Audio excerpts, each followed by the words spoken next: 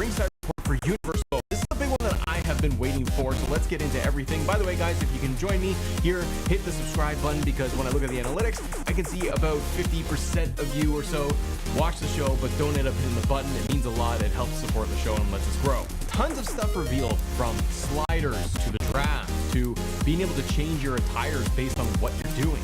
So in the write-up, let's talk about what's first revealed. Players can go straight into Universe main menu or customize the experience first. This is the new Universe Wizard. It allows players to choose which weekly shows and PLEs will be featured, assign superstars for each show, as well as their champions, and then decide which month the calendar will start on. When choosing which weekly shows to feature, players can use the Add New Shows option to import an already downloaded or created show, or create one from scratch. For default shows like Raw and SmackDown, players can edit other details like the superstars on those rosters, championships, divisions supported, and more. Each show can support up to 8 titles from the men's and women's divisions, inclusive of tag team titles and intergender supported championships, along with 2 Money in the Bank briefcases. So it sounds like just a little bit more cohesive way of being able to just start your universe kind of whenever you want with the Wizard. I want to start things from my universe at SummerSlam, for example, and I can build it all out there. So I'm interested what this will really feel like once we go through it. Okay, the draft. This is pretty big, because if you look at reports, the news articles that are out there regarding the draft feature in Universe, it's a little bit more substantial than just, you know, Raw and SmackDown make their picks. The first thing I want to note is the visual here. I just froze the screen where you can see the draft, and you have SmackDown and Raw picks. And I love you have the window of Adam Pearce making the announcement of his pick. The draft screen looks a lot like my GM, but just kind of trimmed down. You can see the different categories for men, women, Raw, SmackDown, NXT teams and champions. You can filter by what their alignment is, if they're heels or baby faces, and which divisions they belong to, along with their ratings. Because what's really cool here is that they show you superstars getting drafted individually, but also factions. And in the menu, and we'll go through this in a minute, you can go through and toggle whether or not you want to draft or have the option to draft full factions, or the options to break them up and draft them individually. I love this because I can draft the Judgment Day together. I can draft the tag teams, and I'm not just cherry picking individuals. That's what happens in my GM, is I have to individually draft the superstars. This just does the team. So this is just awesome. So the drafts are events where participating shows will be able to trade superstars from their rosters over an entire week. Players can also create, edit, or remove drafts from their universe. Create a draft, or when editing an existing draft on the calendar, players will be able to give it a name and attach a logo to it before selecting which 2 shows will participate. So this works a lot like my GM. You can customize a draft and just save it. So this is actually a very good thing, because it allows us to go in and say we want a Legends draft, or we have one with only current day superstars, and we customize it that way. From reading this, it sounds like we're gonna have all of these save slots with all of our custom draft pools. So then when you start up a new universe and it's draft time, you can go and say, okay, I'm doing an Attitude Era or a Ruthless Aggression era draft. Oh, I have that already saved with just those superstars that'll belong. That would include your cause and everybody else. The article continues to say that supplemental shows can also be set up as an optional roster, such as NXT, making their rosters one you can draft from Raw or SmackDown. The draft rounds, which can be adjusted in the settings, will take place during the respective show's match cards. A round takes the slot of a match on a card, and the rules for draft picks, such as who can or cannot be drafted, can be set. The maximum number of drafts is 8. So this works like the old days. You got draft, and it's going to take up slots during the actual show for the draft picks, and it's going to happen over the course of 1 week. So you're going to have draft picks all over your episode of Raw, and then all through SmackDown, and then you've drafted your entire show. Looking at the footage that they have here, you can see that for the main settings for the draft, you set the draft name for it, the draft logo, the week that it will be starting, the participating shows, supplemental shows like NXT, how many draft rounds there will be, like they said, up to 8, and maximum amount of draft picks as well. The next page shows the draft picks and setting those settings. You can have reserve picks, champion picks, team splitting, toggling that on or off, putting in the free agents, legend picks as well, and draft pick splash. This is something I've been curious about, is how much customization are we going to see in Universe Mode this year, and it has been teased a little bit more that players are going to be able to get really nitty-gritty with how they tweak and manage Universe. You can see it here with the draft settings. Later on they talk about the slide slider settings too. So there's a lot more to be able to manage and refine, which is pretty neat. Now the layout for watching your shows and playing through Universe and managing it looks the exact same as before. They talked about the watch shows feature, which allows you to go through and simply just watch it, and it runs in a broadcast style so that there's no exiting and going back to the matches for that week on Raw.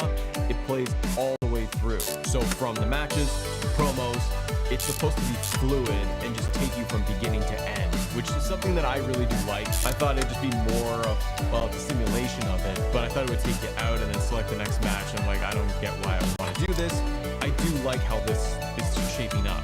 The other thing is that you're going to be able to jump in at any point. So if there is a cool match or moment happening, you have the option, and Christo, the universe director and developer, said that you can go in and just jump into it if there's like Cody and LA Knight and you want to play as LA Knight. Obviously I do. You can do that and take over. They then go in to talk about Money in the Bank cash-ins. For starters, no more Target championships, meaning Money in the Bank briefcases can be cashed in on any eligible title on a given show. They highlight the image here, and it's CM Punk versus Finn Balor. And the write-up says that you can push a button to cash in during matches and then choose either to do mid-match or post-match to keep things interesting. Now, the way the write-up reads, you can cash into any title, any championship on that show. So on Raw, if I have the World title, the IC title, let's just say I throw in the Hardcore title, I'm gonna have the option to cash in on any of those belts. So I just hold Money in the Bank and it's not locked to saying I'm targeting World title. That I love, because then I can recreate an Austin Theory moment where instead of going for the WWE Championship, I cash in on US title for no reason. But I seriously do like that. Jokes aside, I think it's really good because it does open the envelope a lot more. I got more options, and they finally gave me what I wanted, which was a button press to trigger a cash in during a match, and you're not going out to hit the pause menu, click on cash in, and then trying to trigger it. You're staying within the match flow. Promos are getting a lot of updates, but there are some negatives here that they highlighted in, I believe, Pro Wrestling Shoot's interview, and also the article we referenced yesterday regarding promos, and it's still a little bit more the same as last year, but with some modifications. So what I mean is there's no backstage promos. They still haven't added that, and I think that is something that fans were really hoping to see, was that you were going to be able to do an interactive promo backstage environment thing. They have self promos, call out and interrupt, and open challenges. So for self promos, superstars can now make an announcement that affect their immediate future, such as turning heel or face, changing their division, and even switching over to a new show. Call outs and interrupts. Superstar options have been expanded to allow challengers to choose their match type or to challenge for a title, while champion can accept the title challenges for the next PLE. And they have open challenges, and these have been expanded to feature spontaneous title defenses. One other thing to note, so this I do like that we're just expanding promos. One really great thing to note though, and it's shown off here in the footage, you have CM Punk with the world title coming out with a microphone to cut a promo. Champions come out with their title. The other really nice detail with all of this, it ties into promos, is that in the footage where Bailey's narrating it, they talk about being able to have different attires for the different moments, PLEs. So for promos, for PLEs, and for WrestleMania, you can have a different attire. This I do really like. I think this is a huge win for promos because it's attention to detail. And I'm a stickler for the details. But Cody will come out to do a promo in a suit if I select it. Or he's gonna have his WrestleMania attire, and then he'll have a regular attire for PLEs, and then I assume then for the weekly shows. It's just more immersion. It's just adding a little bit of extra. I do think that it's kind of a bummer there's no backstage, like we couldn't just get Kathy Kelly and Cody just standing in a room, and they just changed the background, so instead of it being ringside, it's just in a hallway or something to give people a little bit more choice. But the additional promo options and being able to do things like turn heel right then and there, or being able to call somebody out and decide which match type we're gonna have, I think those are wins. For post-match interview, this is a new addition, and you can see this is where, again, maybe next year, and that's not what you want to hear, but they can evolve this to include more environments for interviews and for promos. So they have a post-match interview, and the winner of a match will have the option to announce a division change, discuss a #1 contenders match, or a title challenge.